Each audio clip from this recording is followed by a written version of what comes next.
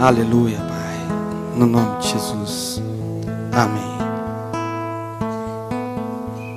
Pode sentar.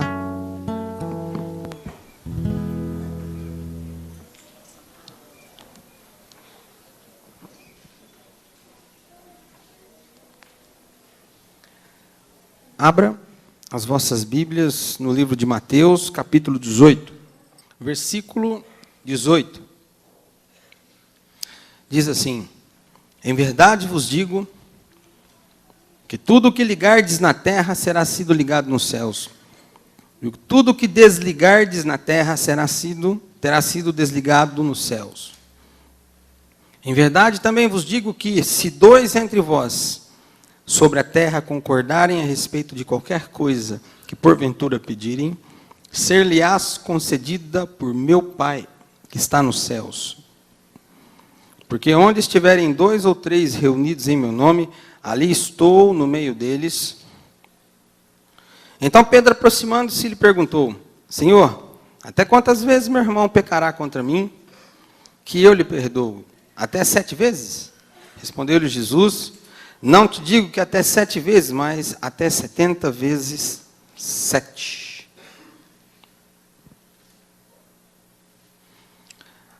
A palavra de Deus nesses versículos nos ensina 3 coisas principais, sendo a primeira delas, no versículo 18, que diz o quê?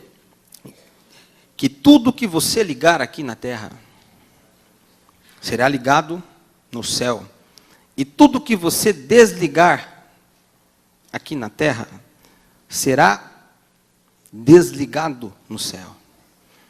A versão internacional da Bíblia diz assim: tudo aquilo que você proibir aqui na terra será proibido, e aquilo que você permitir será permitido. Porque ligar, quando a Bíblia diz ligar tem uma série de sentidos. Mas aqui no caso, ela diz em consentir, né? Autorizar, aprovar. Aquilo que você aprovar aqui na terra, será aprovado no céu. E aquilo que você reprovar, será reprovado por Deus.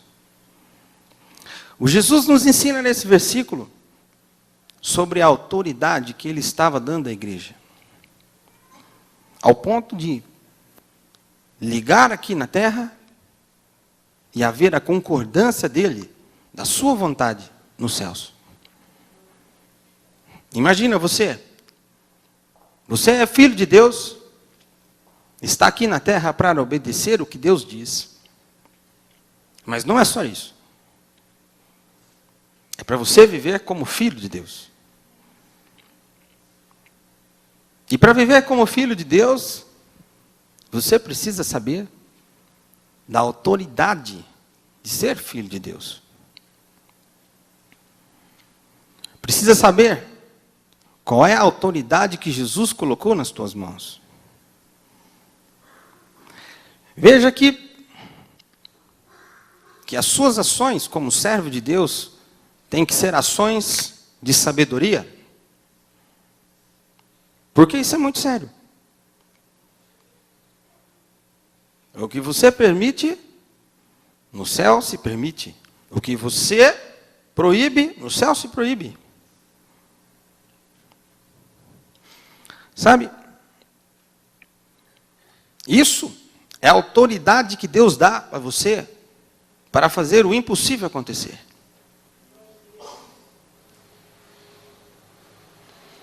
Por isso você tem que ter sabedoria do alto para agir como servo de Deus. Não basta apenas ser servo de Deus, mas tem que ter sabedoria. Precisa conhecer o que Deus ensina e se empenhar para que essas promessas se tornem reais na sua vida. A Bíblia tem mais de 8.000 e tantas promessas, mas para você as verdadeiras e reais são aquelas que você conhece e que você acredita e que você vive. Todas as outras estão lá e você não usufrui de nada delas, porque você não sabe. Então, você precisa se empenhar para viver como um servo de Deus.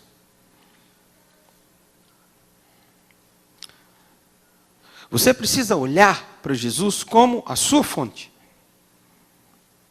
E como o colaborador da obra que Ele pôs nas tuas mãos. Olha, você tem que fazer a obra de Deus, mas você precisa de poder, senão não vira nada. Senão vai a lugar algum. Mas se Deus colocar o poder nas tuas mãos, como colocou na mão dos apóstolos após a sua morte, então o impossível acontece. Os milagres acontecem, as circunstâncias são transformadas. Então sim, você executa aquilo que Deus deseja de você. Sabe? A sua boca tem que ser colocada a abençoar as pessoas e não amaldiçoar. Você precisa tomar cuidado o que diz sobre os teus filhos, principalmente quando está com a sua mulher. Você precisa ter. Porque Jesus nos ensina, na sequência, que essa autoridade dada à igreja ao ponto de consentir aqui embaixo e ser consentido no céu, é tão grande que ele diz, no versículo 19, ele nos diz sobre a lei da concordância, não é? Diz assim: em verdade vos digo, que se 2 entre vós, sobre a terra, 2, concordarem a respeito de qualquer coisa que porventura pedirem, qualquer coisa que porventura pedirem, ser-lhe-ás concedida por meu Pai que está no céu. E na sequência Jesus explica por quê. Por que a lei da concordância? Porque onde estiverem 2 ou 3 reunidos em meu nome, ali eu estou no meio deles. Jesus está aqui no nosso meio, porque nós não temos 2 ou 3 pessoas. Nós temos um punhado de pessoas reunidas no nome dele. A Bíblia diz que Deus passeia no meio do louvor do seu povo. E Ele está aqui.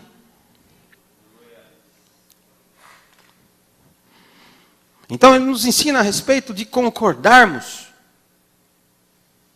em fé com as circunstâncias, com as coisas, com os nossos pedidos.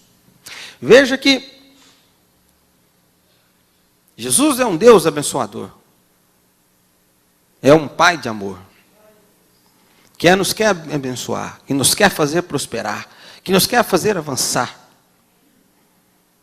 E nos ama tanto que nos deu autoridade na mão para ligar ao céu, desligar do céu. Ou seja, Provérbio 18, 20 e 21 diz: do fruto da boca o coração se farta, que produzem os lábios se satisfaz. A morte e a vida. Morte e vida estão no poder da língua. Aquele que a ama comerá do seu fruto. Veja que nós aprendemos sobre o poder da palavra. Quando você diz as coisas com fé, elas acontecem. Veja que Jesus ensina: o que você liga, autoriza no céu, é concordado. Quando você vem à igreja e procura o pastor: pastor, eu tenho um problema, ora comigo, eu não consigo vencer. Então quando o homem de Deus diz assim a você: olha, vou orar e Deus vai transformar a situação, Ele está ligando no céu a sua vitória e desligando as forças de Satanás na tua vida. É por isso que quando o homem de Deus fala, as coisas acontecem. Isaías 30:15 diz: confie no Senhor e estareis seguros. Confie em seus profetas e prosperareis. Porque Deus está ao céu, mas os profetas de Deus estão aqui na terra para fazer o reino de Deus acontecer. Veja que Deus é poderoso. E Ele poderia, Ele mesmo, descer aqui e fazer tudo. Tem pessoas que pensam isso. Pensam, mas então se Deus está, é Deus, então por que isso me aconteceu? Então por que se vieram as coisas assim, sucederem de forma tão mal? Então Deus não me ama. Não, Deus não me ama. Porque se Ele me amasse, não faria isso. Ele é poderoso, Ele poderia ter feito isso e feito aquilo. Enquanto Deus lá em cima no céu fala assim, mas meu servo não entendeu nada. Ele está lá embaixo com autoridade, com tudo, ele não faz nada. Fica olhando cá para mim, esperando que eu faça tudo. O poder está nas tuas mãos. Sabe? Tem pessoa que fica esperando Deus expulsar o diabo. Sabe? E tem outras que falam assim, igual uma moça outro dia me disse.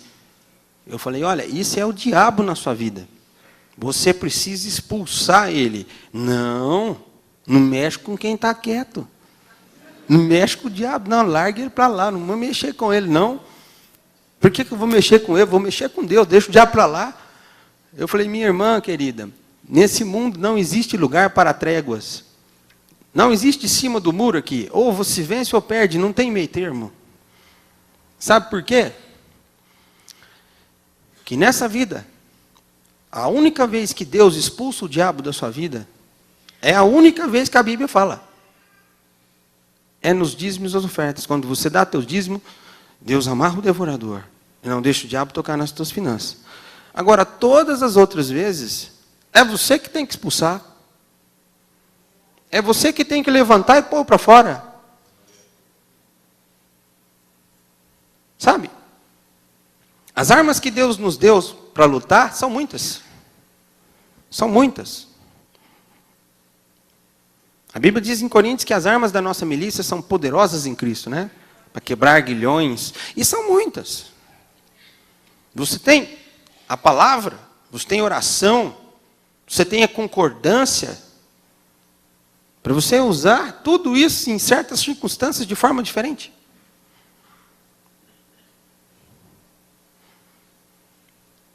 Mas você precisa aprender isso. A igreja é um lugar onde está a presença de Deus. Tem pessoa que diz assim, não precisa ir à igreja. Eu assisto o culto de casa. Mais fácil.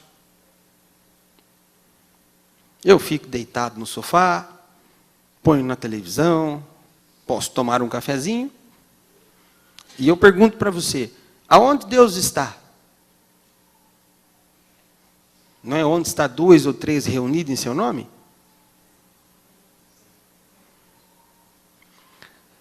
Sabe? Na Bíblia a gente vê uma série de coisas. Por exemplo, Moisés, quando Deus quis falar com Moisés, Deus mandou Moisés no Horebe, no Monte Sinai, para dar as tábuas dos 10 mandamentos. Você podia ter dado no meio do arraial, não poderia?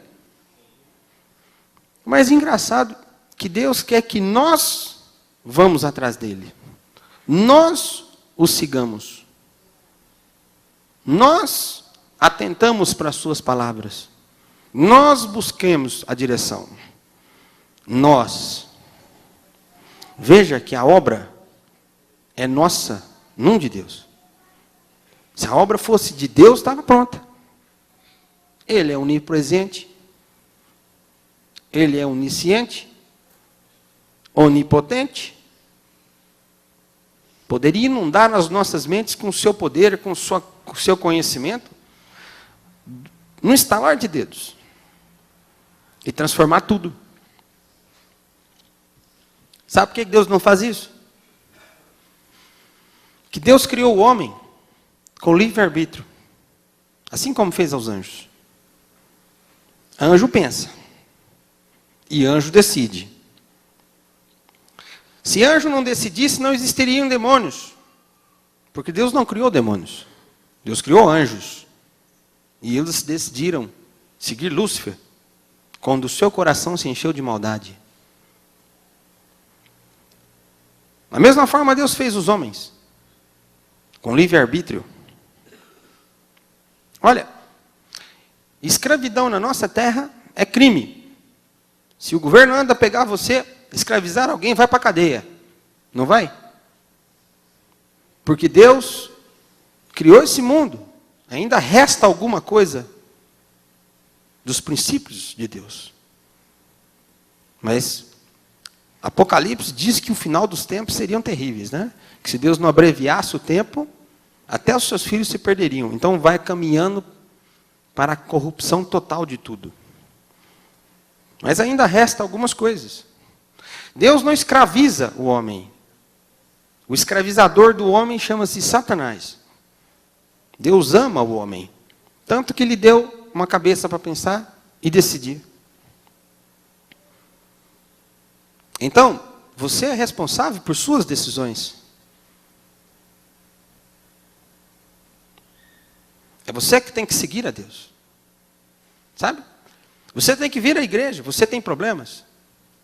O lugar de você buscar a solução é aqui.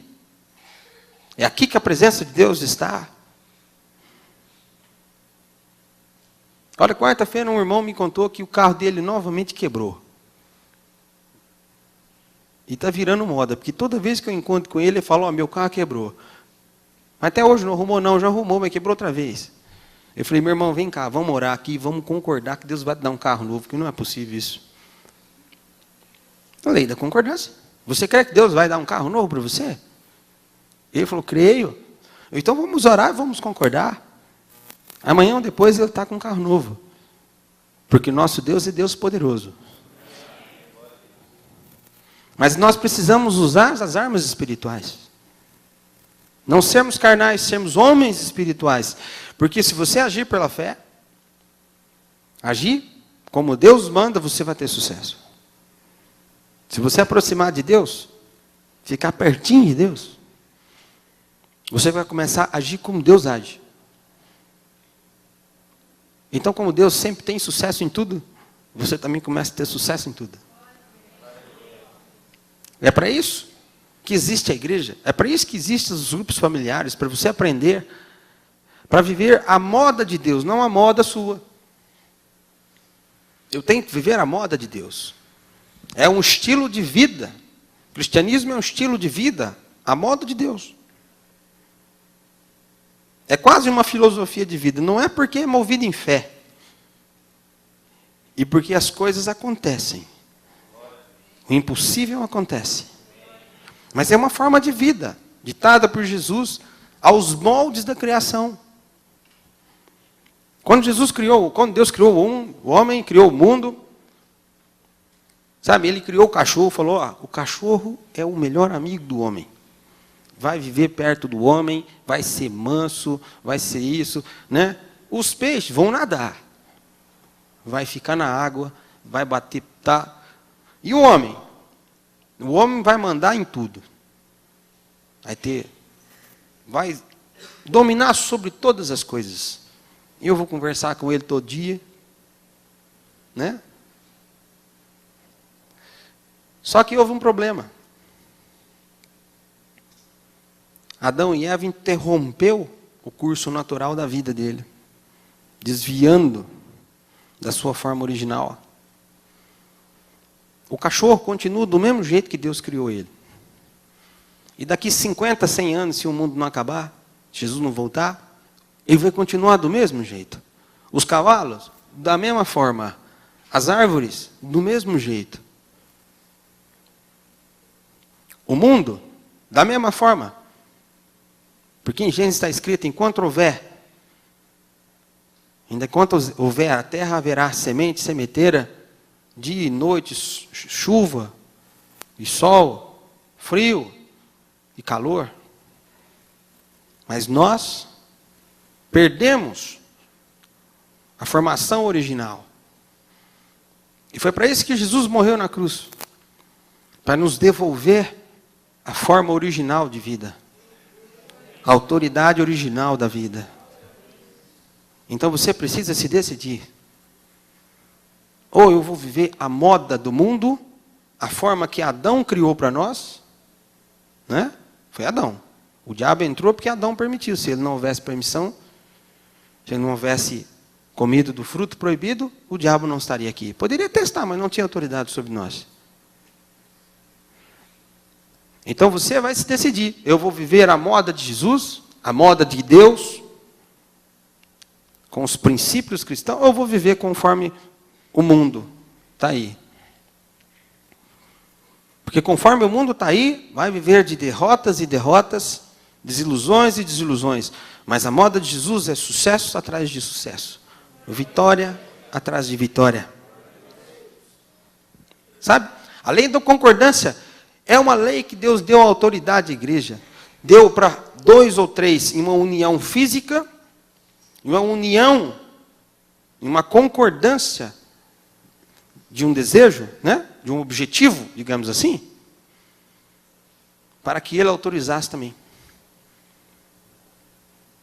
Então a tua palavra tem poder.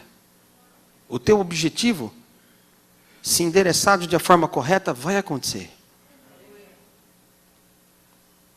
E você tem objetivo do quê? O que você almeja? Você veio aqui fazer o quê?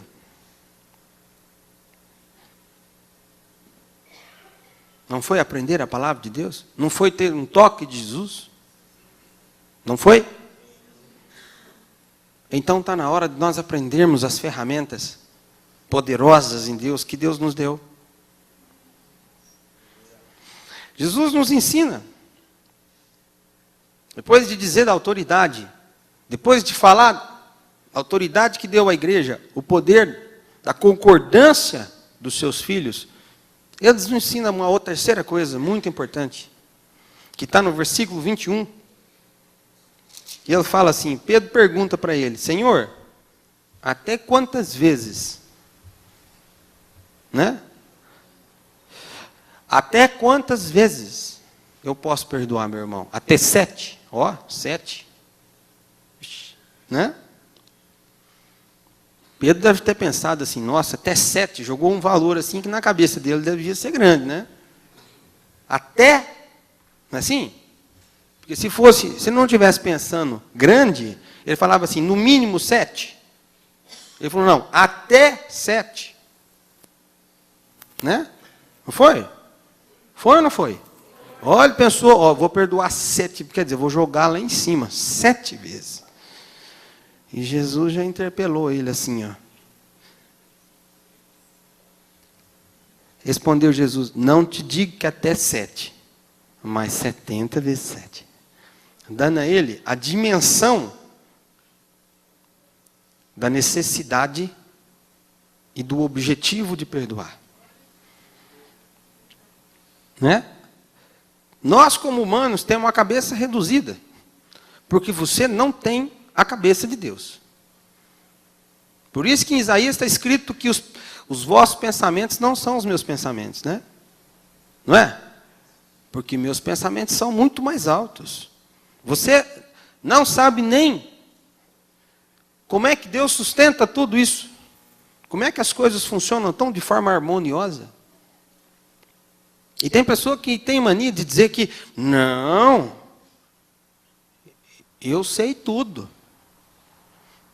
Você serve a Deus? Sirva a minha maneira. Não tem poder nem para sustentar em si mesmo. E ele quer dizer para Deus que ele vive, ele serve a Deus a maneira dele. Então Deus mudou de posição. Então ele passou a ser Deus e Deus agora é empregado dele. Eu sirvo a minha maneira. Enquanto Deus fala, olha, meus princípios são esses aqui, você tem que seguir o que está aqui. Sabe por quê? Porque em Zacarias diz, porque Malaquias 3:6, porque eu, o Senhor, não mudo. Eu, o Senhor, não mudo. Não mudo. Jesus é o alfa, Deus é o alfa e o ômega, o princípio e o fim. E daqui, a eternidade, sabe como é que Deus vai ser? O mesmo. Então quem tem que mudar é você. É tão importante a questão de perdoar, porque você vive no meio de homens, e no meio de homens, haverá conflitos. Todo relacionamento gera conflitos. Não gera? Por divergência de opiniões, divergência de pensamentos. Nem gêmeos pensam iguais, porque Deus não criou pessoas iguais. Deus não criou escravos. Deus criou filhos que pensam, que decidem, não é? E que erram por causa do pecado. Então haverá divergências.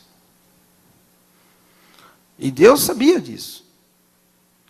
Porque Jesus, diga assim, ó, Paulo diz, se não me engano, irai-vos, Paulo, irai-vos e não pequeis. Não se põe o sol sobre a vossa ira. Isso é tão importante. Você não pecar, não perdoar sempre. Que Jesus dizia um pouquinho atrás, que se você for trazer uma oferta no altar, chegar ali e você lembrar que tem alguma coisa contra o teu irmão, não deposita não. Porque se eu depositar, não tem valor. Mas você deixa ela lá, volta, reconcilia com o teu irmão, então retorna ao altar, pega aquela oferta e oferece a Deus. Então Deus recebe. Porque Jesus nos ensina a importância de perdoar. O ressentimento, a falta de perdão, é quase igual a um veneno que você toma e acha que os outros que irão morrer. Porque ela paralisa todas as bênçãos de Deus na sua vida. A Bíblia diz que a ira do homem não move a justiça de Deus. O que move a justiça de Deus é fazer o que Deus manda. É Deus que é a sua justiça. Você jamais pode usar a tua boca para amaldiçoar as pessoas. Mesmo que elas tiverem te prejudicado, tiverem feito as maiores atrocidades contra você, você não pode abrir a boca a amaldiçoá-la. Porque morte e vida estão na sua língua. Porque o que você ligar na terra, liga no céu. O que não ligar, não liga no céu. E você é um abençoador do reino de Deus. É um servo de Deus. E você copia o que Jesus faz. Não é? Jesus pregado na cruz, orou a Deus, Senhor, perdoa-lhes. Pai, perdoa-lhes porque não sabem o que fazem. Até na hora da sua morte, injustiçado, Jesus rogou a Deus que perdoasse as ações daqueles que haviam pregado ele na cruz. Então, se você perdoa, você fica livre para Deus te abençoar. Se alguém te rouba um valor, rouba X, você não pode amaldiçoar o ladrão.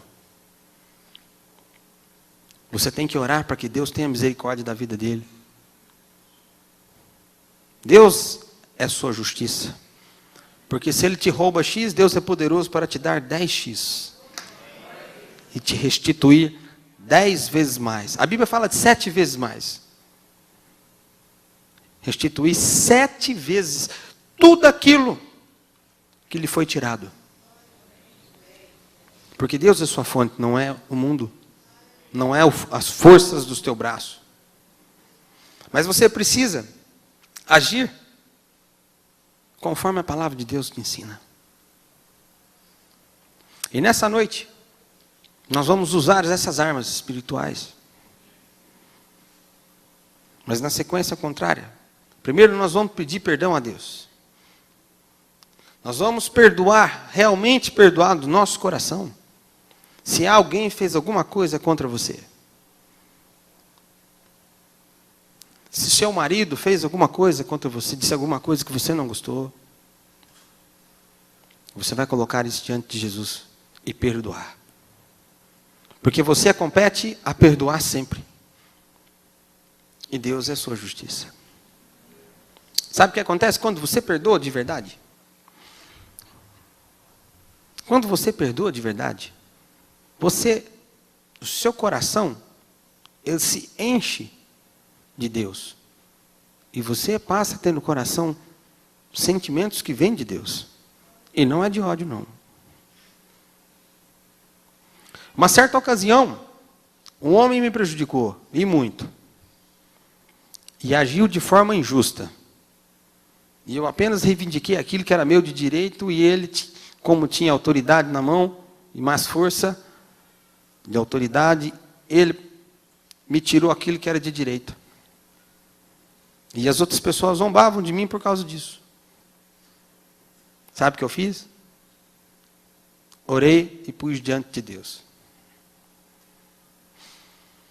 Passado um tempo, eu entrei em certa ocasião onde trabalho, então as pessoas passaram a rir de mim.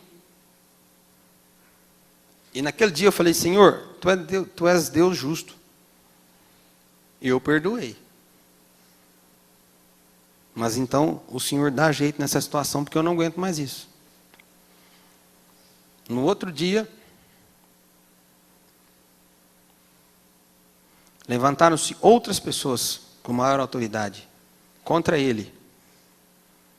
E fizeram com ele pior do que ele fez comigo. E me restituíram aquilo que ele havia tirado. E sabe o que é interessante? Só teve uma pessoa que defendeu ele. Eu. Porque eu fiquei tão comovido, porque o amor de Jesus entrou no meu coração, e o que estavam fazendo com ele era injustiça. Da mesma forma que ele fez comigo. E eu falei, não, mas está errado isso. Ah, mas ele não te prejudicou? Prejudicou, mas estava errado. E o que vocês estão fazendo está errado também. Pois não me deram ouvido. Mas o único que foi atrás para poder ver se conseguia reverter a situação dele fui eu. Porque não havia ódio no coração, e sim amor. Porque quando você perdoa, o Espírito de Deus tira todo o mal. Tira tudo que é ruim.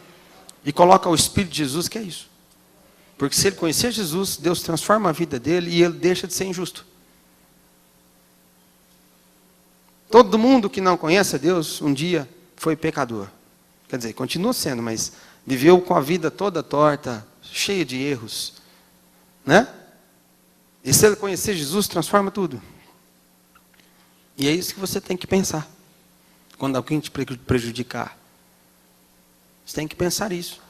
Se essa pessoa conhecer Jesus, Deus transforma tudo isso. E tira essa injustiça do seu coração. Transforma as atitudes dele.